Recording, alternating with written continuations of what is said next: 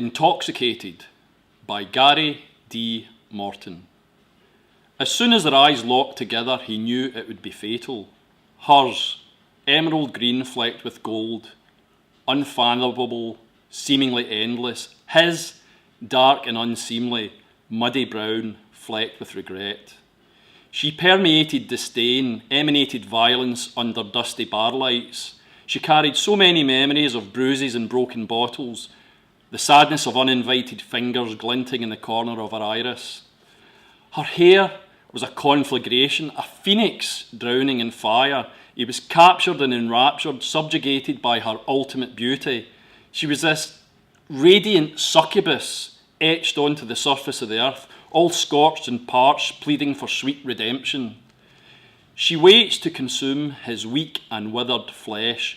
She is a paper cut torn from a sacred text, the fetid runoff from a ritualistic mass grave, the shining effluent of stars. Her enchanting scent pervades his senses like bitter licorice and cherry-flavoured suicide. She is a walking genocide, dipped in honey and poison. She glides across the floor and transfixes every soul. Cigarettes slither over dried-up lips, expectant and starved. He envisions them entwined, cast in sinful light, and begs salvation from this angelic car crash, this circus freak show. He is a skinless protean fetus suspended in a jar, rank afterbirth discarded in a plastic bag floating in a dank river. She is a tumultuous carnival ride, sticky and sweet, murder in sugar candy coating.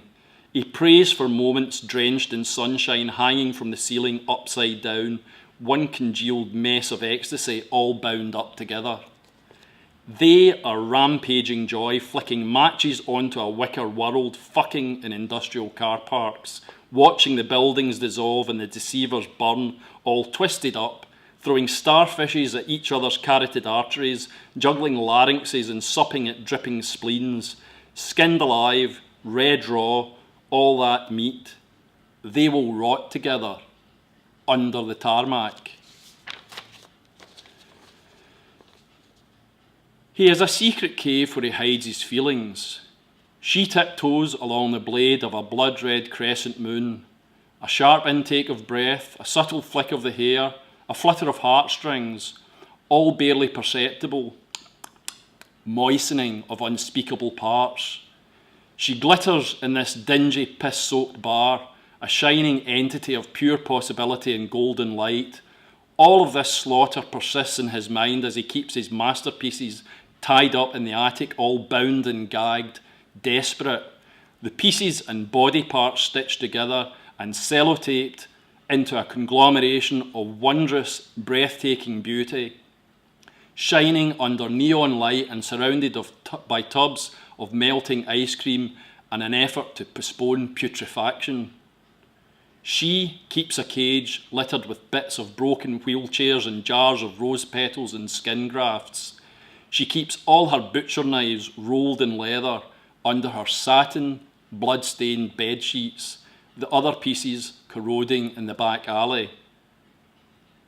As they walk back to her car, barely touching, their love spills out onto the night, to be etched by drunken meteorites resembling track marks, reflecting the silver crisscrosses up and down her arms.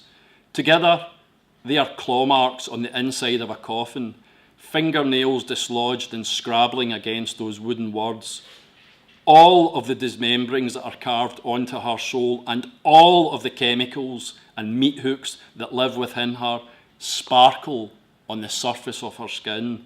She will bind him to the steering column and slowly remove his skin, then sell his kidneys to a city blood bank. The second their eyes locked together, he knew it would be fatal, but together they bring on another bout of torture.